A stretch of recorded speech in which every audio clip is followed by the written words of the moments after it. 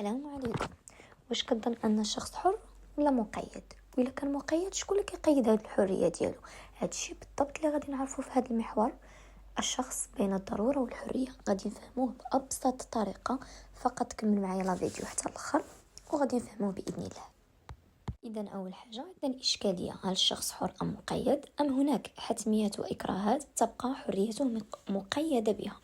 كنقصدوا بالحتميات هي الاشياء اللي ضروريه أننا نديروها، ملزمين بأننا نديروها، والإكراهات هي الشروط والضغوطات أو القيود اللي عندنا في المجتمع أو اللي عندنا في ديك الضروريات اللي خصنا نديروهم.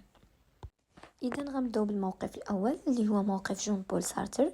كيقول لك الشخص حر وحريته مطلقة، وهو عبارة عن مشروع يتحقق في المستقبل عبر العمل والحركة. له حرية الاختيار ولكن يبقى مسؤول عن اختياراته، وفي نفس الوقت يستطيع أن يكون ما يريد لأن الوجود يسبق الماهية، بمعنى أنه يستطيع أن يختار ما يريد أن يكون عليه. باغ اكزومبل العمل ديالو، فهو يختار أفعاله بحرية مطلقة، حيث أنه كيقول أن الإنسان يوجد أولا ويلقي ذاته ثم يتحدد فيها فيما بعد، فإنه أولا وقبل كل شيء مشروع يعيش بكيفية ذاتية. باش نفسروها بواحد الشكل أبسط، بخلاصة الشخص حر، الحرية ديالو مطلقة يعني غير محدودة، حيتاش هو حر في التصرفات ديالو، الافعال ديالو، في الاختيارات ديالو. دوك الاختيارات ديالو انطلاقا منهم كيقدر يكون ما يريد ان يكون. من مثلا اختاريتي انك تكون استاذ، من خلال ديك الاختيار ديالك كتقدر انك تكون استاذ، ولكن كتبقى مسؤول على داك الاختيار ديالك. وكيقول ان الانسان كيتواجد اولا، يعني كتخلق اولا في الحياه، ومن بعد كتلقى الذات ديالك، يعني كتصنع ديك الماهيه ديالك ولا كتصنع ديك الشخصيه ديالك وديك الشيء اللي بغيتي تكون عليه. بحال كنقولوا انت كترسم ديك المسار الحياتي ديالك انطلاقا طبيعه الحال من اختياراتك، من اختيار مثلا ديال نوع العمل ديالك، من التصرفات ديالك، من الافعال ديالك. يعني كتختار كيفاش تكون الحياه ديالك بحريه مطلقه انطلاقا من نفسك وبحريه لا محدوده. مفهوم؟ دابا غادي ننتقلوا للموقف الثاني، الموقف ديال موني كانت. هو العكس ديال سارتر، تيقول لك الحريه ليست مطلقه، هي ماشي غير محدوده، لا محدوده. علاش؟ حيت هي عندها علاقه بالوضع الواقعي اللي كتعيش فيه، يعني عندها علاقه بالمجتمع، وما يمكنش تفكر في الحريه الا في اطار ديك الحتميات، الا في اطار ديك الضروريات اللي كيفرضها عليك ديك المجتمع. نعطيك مثال بسيط جدا. انت كتخدم شي مهنه، كتزاول شي مهنه، مثلا التعليم. انت كاستاذ عييتي وبغيتي تخرج من القسم، ولكن باقي ما انتهتش اوقات العمل ديالك.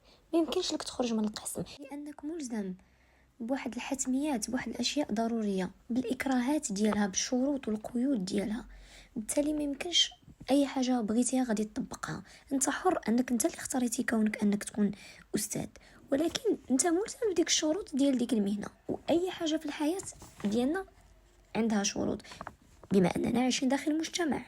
والفكره الثانيه اللي بغى يوصل لنا ديالو هي اول خطوه نحو التحرر، هي الوعي بالاكراهات والحتميات واتخاذها كمبدا نحو تحقيق الحريه.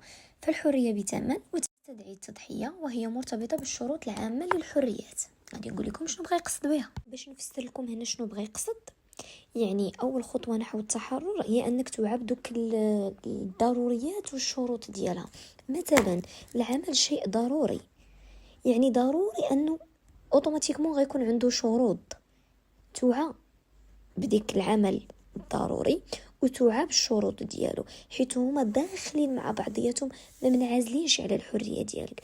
الحريه ديالك محصوره في داك الاطار ديال ما هو ضروري والشروط ديال ديك ما هو ضروري. لانه مثلا واحد العمل كيف قلت لكم الا ما يكون عنده شروط. باش نفهمها لكم اكثر ونعطيكم خلاصه اون بريف، الحريه بالنسبه لكانت هي اختيار، انك كتختار واحد الحاجه بغيتيها وكتلتزم بدوك الحتميات والشروط ديالها وكتكون مسؤول عليها فقط. جينا ناخذوا الراي ديالنا الشخصي منهم بجوج، غنستنتجوا ان الحريه هي نسبيه.